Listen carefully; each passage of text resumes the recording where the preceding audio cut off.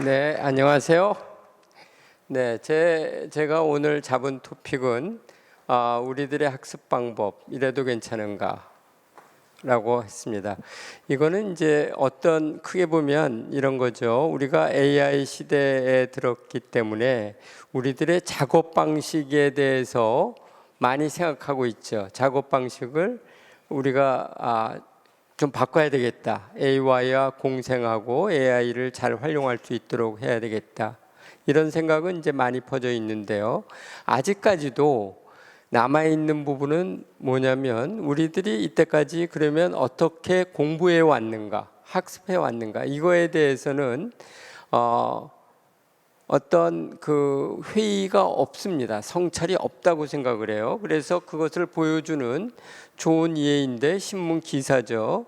오래된 건 아니고요. 이런 게 아주 흔히 접할 수 있습니다. 소위 그 대치동식 사교육. 또 이 예에서 보면은 아이가 둘인데 하루에 다니는 학원의 수가 11개고요. 하루에 또 들락날락하고 라이드도 많이 해줘야 되고 그러다 보니까 돈도 굉장히 많이 들고 또 이런 그 경제적인 여유가 있는 집은 사실 그렇게 많지도 않고요. 부럽기도 하고 또 이런 아이들이랑 경쟁하면 우리들의 아이는 처지는 게 아닌가 이런 걱정이 되기도 한단 말이죠. 근데 저는 이러한 이거에 앞서서 이런 식의 학습 행태가 좋다 혹은 이런 식이 우월하다 이런 거에 대한 근본적으로 한번 되새겨 보자 그런 생각입니다. 그래서 우리들의 지금 학습 방법을 보면 굉장히 목표 지향적이죠. 네, 구체적인 어떤 목표가 있습니다. 지금 앞에 예에서 보면은 초등학교 4학년, 5학년인데 의대 또는 치대를 가겠다. 이런 아주 구체적인 목표를 세워놓고 있거든요. 그런 구체적인 목표 지향성 이런 게 과연 앞으로도 통하는 방식일까? 또 우리들의 교육 방법은 굉장히 커리큘럼으로 짜여 있어요. 어떤 식으로 공부해야 된다. 대학교 커리큘럼도 마찬가지지만 중고등학교에서도 보면 가령 수학을 예를 들자면 수학은 처음에는 무슨 개념과 원리를 하고 그 다음에 무슨 교재를 하고 지나면 무슨 교재를 한다든지 이렇게 굉장히 잘 짜여 있는 커리큘럼으로 하고 있죠. 이런 방법이 옳은 것인가? 그리고 이렇게 하다 보면 고비용이 필수적입니다. 네. 그리고 이제 평가 방식, 굉장히 평가가 많고 또 이거에 대한 보상도 이제 구체적으로 주어져 있습니다. 저는 이 모든 이런 요소들에 대해서 제 오늘 토크에서 좀 언급을 할 생각입니다. 제가 오늘 말하려고 하는 강의의 주제는 크게 보자면 메타 학습에 관한 것이에요. 즉, learning to learn. 우리가 학습하는 방식에 대한 학습하는 방식에 대한 학습이죠. 저는 좀 옛날 세대라서 중학교를 입학시험을 보고 들어갔어요. 고등학교 때는 입학시험이 없었고요. 그 대신 그리고 대학교 또 입학시험 보고요. 그 다음에 또 대학원 갈 때 또 한 번에 그런 경쟁적인 과정을 거치고 그랬죠. 그러면 이렇게 한 단계 올라갈 때마다 제가 굉장히 느끼는 것은 뭐냐면 이제까지 보던 동료들이랑은 다른 친구들이에요. 근데 이런 다른 친구들, 학우들을 보면 학습하는 방식이 달라요. 그래서 단순히 이렇게 한 단계 올라가서 우리가 할 때 열심히 해야지, 새 학교에 왔으니까 이제부터 열심히 해야지, 이거는 저는 좋지 않은 방식이라고 봅니다. 그것보다는 어떤 방식으로 할 것인가를 먼저 탐색을 하고 정해야 되는 거죠. 근데 지금 우리들의 학습 방식은 굉장히 사실은 제한되고 한 가지 방식에 집중되어 있는데요. 이때 그러면 우리는 뭐를 참고할 것인가? 저는 생성형 인공지능을 참조해 보자라는 거예요. 우리가 2, 3년 전부터 이런 생성형 인공지능 LLM 같은 것을 이제 많이 생기는 것을 봤죠. 그러면 LLM은 어떤 방식으로 만들어졌는가를 한번 보죠. 이 LLM들이 어떤 면에서는 우리들을 능가하잖아요. 그런데 이러한 새로운 새 친구는 어떻게 공부를 해왔는가, 나하고 다른 어떠한 방식을 거쳐서 지금 현재 단계에 왔는가를 한번 볼 필요가 있다는 거죠. 그 LLM에 여러 가지 요소가 있지만 랭귀지 모델, 특히 어텐션 메커니즘을 갖춘 LLM, 또 세부적으로 들어가면 지도학습이라든지 프리트레이닝, 저는 프리트레이닝을 사전학습이라기보다는 예비학습 또는 기초학습으로 번역합니다.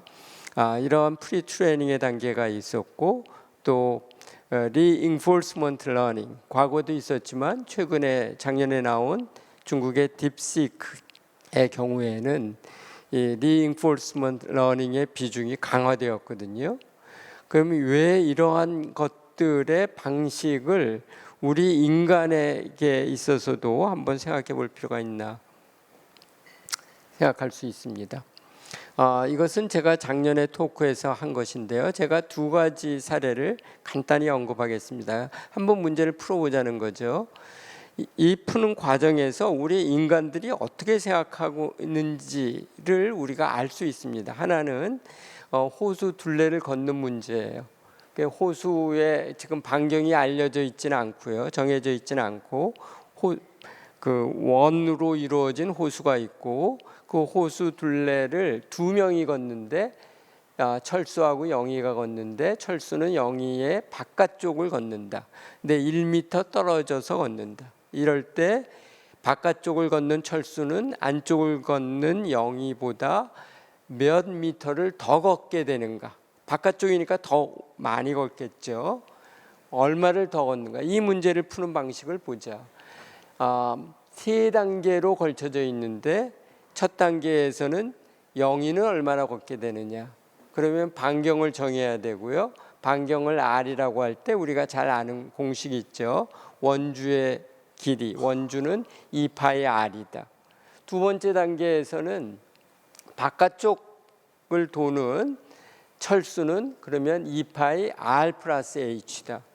왜냐하면 반경이 철수는 R 플러스 H의 길을 따르니까. 따라서 세 번째는 그 차이고, 차이는 2파이 H이고, H가 1m인 경우에는 바로 그냥 답이 6.28m이다라는 거예요.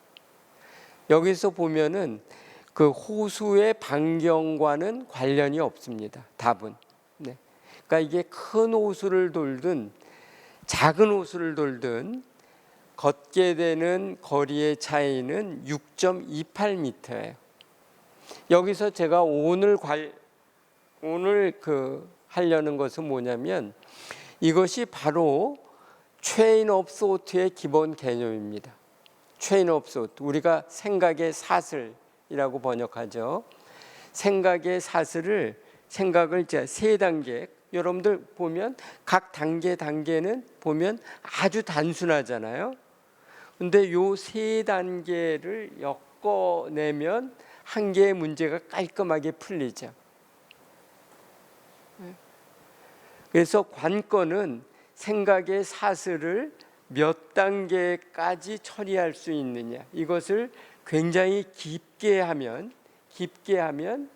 여러분들이 뭐 무슨 수학 올림피아드 문제 같은 것도 풀 수 있고요.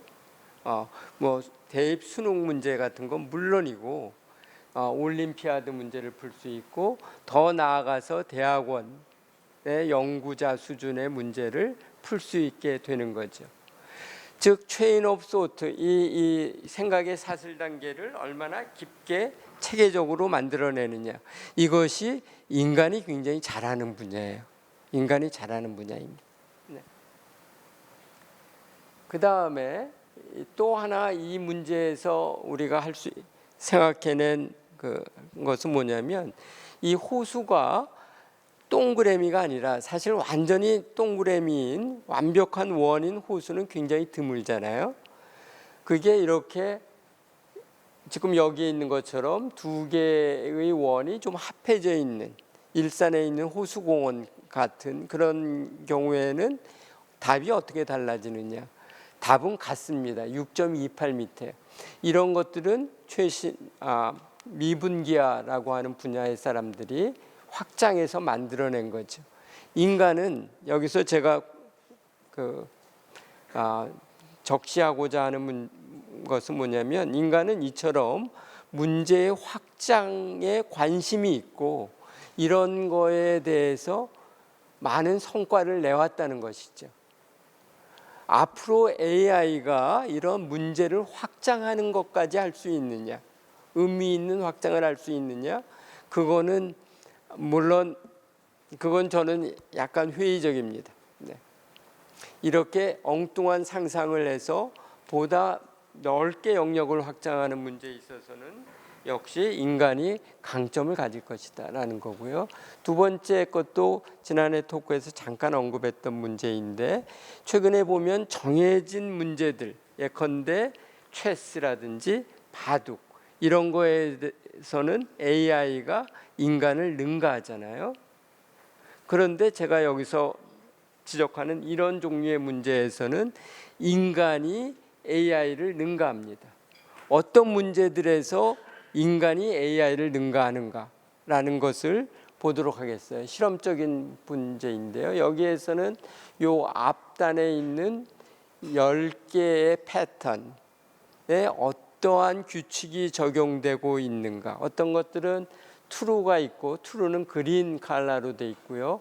false는 red 컬러로 돼 있는데, 저기 red와 green을 구분하는 룰이 무엇이고 그것을 추측을 해낸 다음에 아랫단에 적용하는 이런 문제들인데요. 여기서 보면 초록색으로 되어 있는 것은 시메트리, 대칭성과 관련이 있다는 것을 알 수 있습니다. 이것을 가지고 독일의 대학원생들과 또 AI가 경쟁을 했어요. 누가 빨리 잘 맞추느냐. 이런 거에 대한 실험의 결과는 다 인간이 앞섰습니다. 다 인간이 앞섰어요. 물론 이러한 연습을, 이런 시험 문제를 아주 많이 보면 그때부터는 AI가 앞서요. 그런데 문제를 지금 탁 제시해주고 지금부터 해보자 라고 했을 때 처음 앞부분 40-50개 문제를 푸는 동안에는 인간이 기계를 앞섰다는 거죠. 그것은 무엇을 의미하느냐면, 인간은 굉장히 패스트 러너예요. 빨리 압니다. 빨리 짐작해서 아주 정확하지는 않아도 빨리 해요. 그래서 제 생각에 대부분의 보드게임 있잖아요. 대부분의 보드게임에서 물론 그 보드게임을 그 AI가 그동안 많이 연습해 갖고 왔으면 보드게임에서도 AI가 더 잘할 겁니다. 그런데 처음 새로 보드게임을 제시해주고 룰을, 규칙을 설명해주고 경쟁을 해보면 저는 대부분의 보드게임에서 인간이 기계를 앞설 거라고 생각을 합니다. 이처럼 인간은 그동안의 경험을 바탕으로 해서 문제 해결을 아주 적극적으로 잘 해내요. 네. 여기서 이제 그렇다면 그 AI의 구성 요소인 AI가 학습해온 방법을 잠깐 몇 가지를 뽑아서 보도록 하겠습니다. 하나가 대표적인 것은 지도학습이고요. 저는 이제 통계학 전공자이기 때문에 통계학에서는 이거를 회귀 모형이라고 하죠. 리그레션 모델이라고 이야기를 합니다. 네. 회귀 모형은 크게 보면 이제 슈퍼바이즈 러닝이죠. y equal f of x, x는 input, y는 output이라고 했을 때 y가 f of x에 근사적으로 표현될 수 있도록 함수 f를 찾아내요. 근데 함수 f의 형태에 대해서 가장 간단하게 할 수 있는 행태는 여기에 있는 이런 선형함수들 있죠. 이런 것들에 대해서는 단순하기 때문에 그동안 많이 적용을 해왔던 거고요. 그런데 그것만으로는 모형이라는 건 너무 강하게 옥죄어지면 현실에 대한 설명력이 떨어지죠. 그러니까 그것을 어떻게 유연하게 해서 좀 더 그 데이터에 적응적으로 만들 수 있나, 이거에 대해서 그동안 많은 연구가 있었고요. 최근에 와서 가장 많이 쓰이는 모형이 바로 신경망 모형인 거죠. 신경망 모형은 중간에 많은 숨겨진 노드를 두고요. 그것들이 어떤 행태를 하도록 하는 겁니다. 그거의 그 수리적인 이론은 Universal Approximation Theorem이죠. 이거는 만능적인 근사 이론이다. 근사를 만능적으로 해낸다는 거예요. 어떠한 경우에도 다 만들어낼 수 있다는 거죠. 단 그렇게 하기 위해서는 은닉 노드의 수가 충분히 많아야 되고, 은닉 노드가 충분히 많은 상황에 모델을 적합해내려면 데이터가 많아야 되는 거죠. 데이터가 커야 돼요. 그게 제한이죠. 그런데 이러한 그 네트워크 모델에 있어서도 자유와 절제의 원리가 있습니다. 그러니까 뉴럴 네트워크 모델이 굉장히 어떠한 함수라도 다 만들어낼 수 있게 자유롭게 우리가 접근을 해야 되지만, 자유로움의 다는 아니다. 절제가 필요하다라는 거죠. 절제라고 하는 것은 어떤 원리에 의해서 구성되느냐면 무한한 자유를 주면 안 된다. 즉 여기에서 보면 요 뒷부분에, 앞부분은 최소 제곱법이고요. 그러니까 오차를 최소화하는 건데, 뒷부분에는 여기에 쓸 수 있는 함수에 제약을 두는 건데, 그 제약의 원리를 두면 이런 거예요. 여기에 웨이트들, 즉 연결선이죠. 우리가 신경줄이라고 할 수 있는 시냅스라고 하는 부분인데, 시냅스의 강도를 아무렇게나 적응할 수 있도록 하는 것이 아니고, 그 강도의 제곱의 항, 요 부분인데요. 요 부분에 너무 큰 것들이 들어오지 못하게 제약을 해야 돼요. 또는 우리가 좀 더 큰 신경망 모형에서는 일부러 그러한 통로를 막 없애요. 그래서 신경선의 수를 줄여주죠. 그거는 이제 어떤 효과를 주느냐면, 왜 이렇게 하느냐, 이런 제약을 두느냐, 이거는 꼭 이런 거랑 마찬가지입니다. 여러분들이 보면 요새는 이게 여러분들한테 실감나게 할 것 같지는 않아요. 근데 과거에 보면 부잣집 아들들보다 조금 덜 부잣집 아들들이 더 잘해요, 공부를. 그러니까 아주 그 부잣집 아들로 태어났다는 것은 공부를 잘하기 위해서는 핸디캡이 돼요. 이게 왜 그러느냐면 그 부잣집 아들들은 자기가 쓸 수 있는 자원이 굉장히 많거든요. 그래서 너무 많은 신경선들을 적합을 하게 되는데, 그것들이 나중에 화근이 됩니다. 그것을 여러분들이 이런 슈퍼바이즈 러닝을 많이 해본 사람은 아실 거예요. 우리가 트레이닝 데이터와 테스트 데이터로 나누고요. 트레이닝 데이터에서 했던 모형의 성능이 테스트 데이터에서는 덜 나오거든요. 그런 성질입니다. 근데 부잣집 아들들은 트레이닝 하는데 너무 많은 자원들을 다 썼기 때문에 실제로 테스트에 들어가서는 퍼포먼스가 좀 별로예요. 떨어지게 되는 그런 현상이죠. 그러니까 여러분들이 수능 모의고사 기출문제를 아무리 열심히 해서 다 외워갔다 하더라도 실전 문제에 있어서는 성과가 떨어질 수밖에 없는 거예요. 그런데 그 떨어지는 정도가 문제죠. 우리가 기계학습에서 알아낸 것은 뭐냐면 트레이닝을 너무 과다하게 적합을 하면 실제로 성능은 떨어진다는 거예요. 그 대학 입시에서 예컨대 수능 고득점자, 만점자들이 대학에 와서도 잘하느냐? 그건 그렇지 않을 수가 있어요. 네. 특히 이제 재수, 삼수, 다수를 해서 굉장히 몇 해에 걸쳐서 성적을 이제 꾸며가지고 대학을 오면 그 학생들은 대학에 와서 퍼포먼스가 썩 좋지 않습니다. 그것은 이제 입시랑 다른 분야인 PTSD는 이 스트레스 외상 장애, 스트레스 장애라고 해서 전쟁을 겪은 병사들이 고향에 와서 나타내는 좀 이상 정신 질환이거든요. 그건 왜 그러느냐면 전쟁 때 굉장한 그 환경하에서 생긴 어떤 경험, 그 지식들이 있는데 그것들을 고향에 왔을 때 재적응을 못하는 거예요.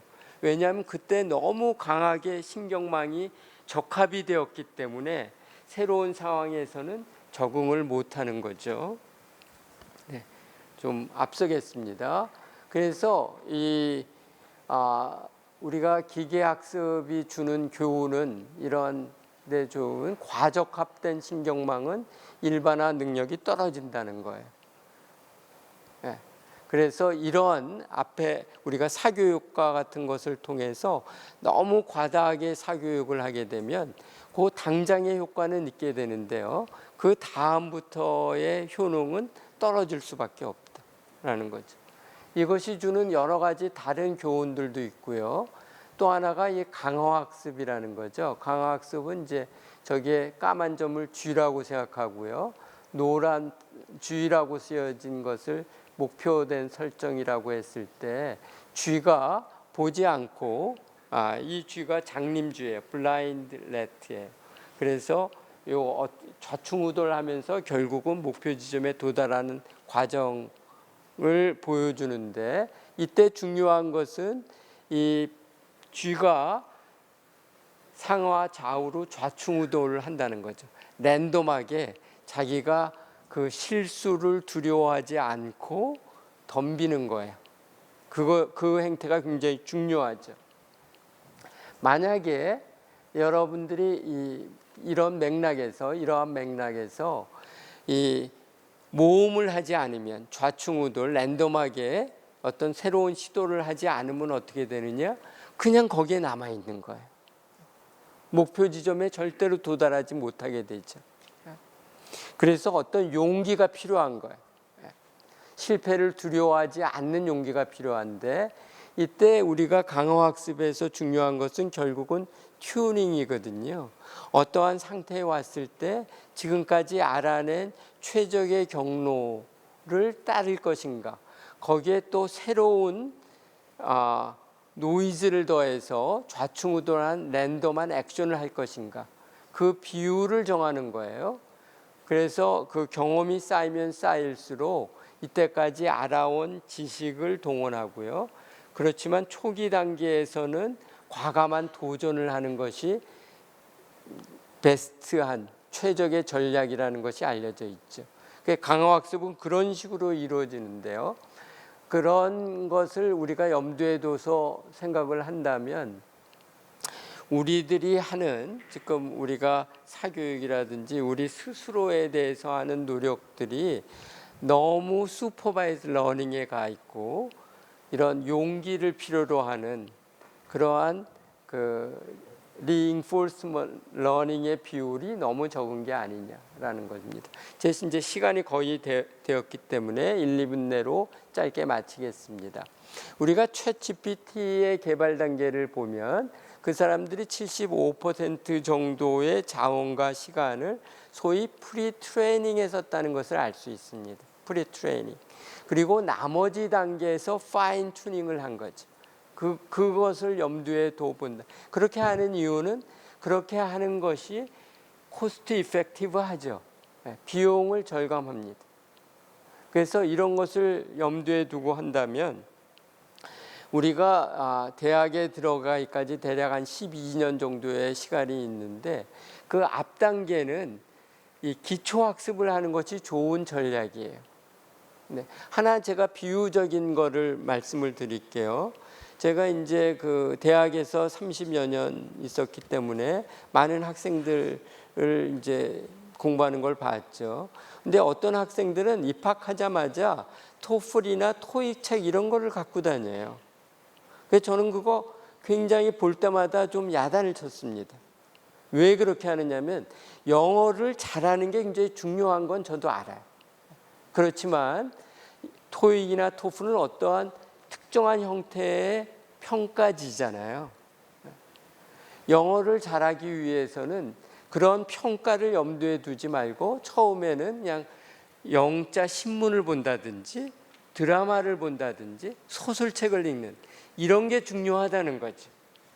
그런 일반적인 기초학습이 중요한 거고 나중에 토익이나 토플 시험을 볼 단계가 되면 한 서너 달 앞두고 그때부터 파인 튜닝을 하라는 거예요.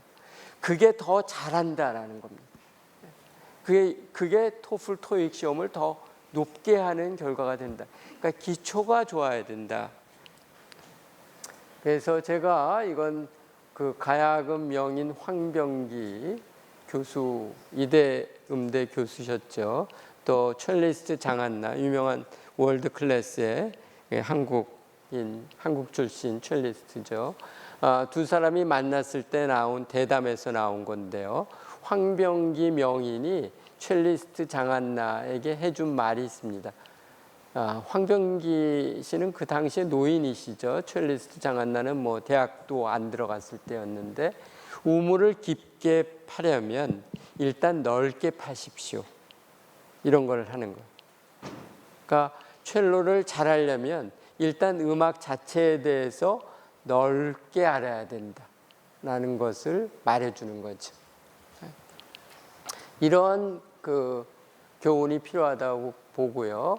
제가 그 우리나라, 그러니까 특히 우리나라 사람들의 학습하는 행태의 과오라고 감히 생각하는 것은 이런 거예요. 또 중요하다고 생각하는 것은 이런 겁니다. 체인 오브 소트를 깊게 방점을 두고 해야 됩니다. 여러 단계의 사슬을 엮어내는 것이 굉장히 중요하다. 아닌 예를 들어보자면 대표적으로 수능 같은 것은 그렇지 않은 예예요. 수능은 예컨대 50분에 걸쳐서 25문제를 풀어요. 한 문제당 2분밖에 풀 시간이 없습니다. 이런 종류의 트레이닝에서는 생각의 사슬이 한두 개밖에 안 돼요. 길게 엮어서 풀려면 한 문제당 뭐 1시간, 2시간 이렇게 필요한 거거든요. 그래서 빨리 정확하게 푸는 것보다는 천천히 깊게 푸는 훈련이 앞으로 우리들에게 필요한 학습 방식이다라는 거고요. 두 번째는 few shot learning. 이것은 불과 한두 개의 예제를 가지고 깊게 생각하는 겁니다. 많은 예제를 겪어내면서 기계식으로 풀어내는 게 아니라 한두 개의 예를 깊게 생각하고 그것을 확장하는 능력, 일반화하는 능력, 그걸 우리가 추상화라고 하는 거거든요. 추상화하는 능력이 필요하다.